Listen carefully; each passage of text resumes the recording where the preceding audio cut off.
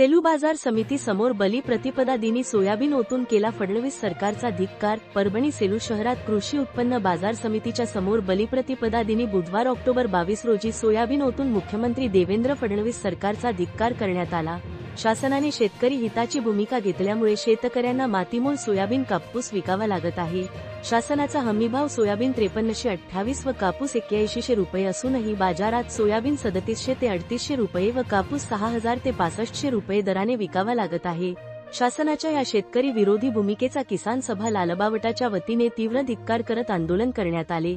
कापूस व सोयाबीनची आधारभूत किंमतीचे शासकीय खरेदी केंद्र तात्काळ सुरू करा, संपूर्ण कर्जमुक्ती करा, अतिवृष्टी नुकसान भरपाई एकरी 50,000 रुपये द्यावे, मार्केट कमिटी मार्फत शेतमाल तारण योजना चालू करा आदीसह इतर मागण्याचे निवेदन सभापती व तहसीलदार शासनाचे प्रतिनिधी म्हणून तलाठी मुकुंद अष्टीकर साहेब यांना देण्यात आले।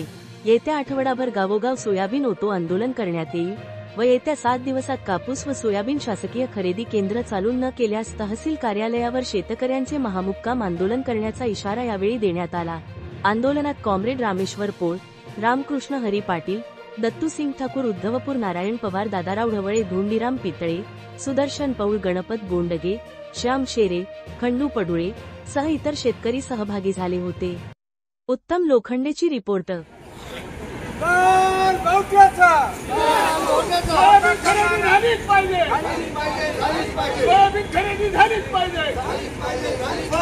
सरकारी काटाचार झालाच पाहिजे, सोयाबीनचा सरकारी काटाचार झालाच पाहिजे, कापूस सोयाबीनचा सरकारी काटाचार झालाच पाहिजे, शेतकऱ्याला मातीत करणारा फडणवीस सरकार मुर्दाबाद, मुर्दाबाद, मुर्दाबाद, सरकार मुर्दाबाद, देवेंद्र फडणवीस भाजप सरकार मुर्दाबाद, मुर्दाबाद, मुर्दाबाद, देवेंद्र फडणवीस भाजप सरकार मुर्दाबाद, मुर्दाबाद, मुर्दाबाद।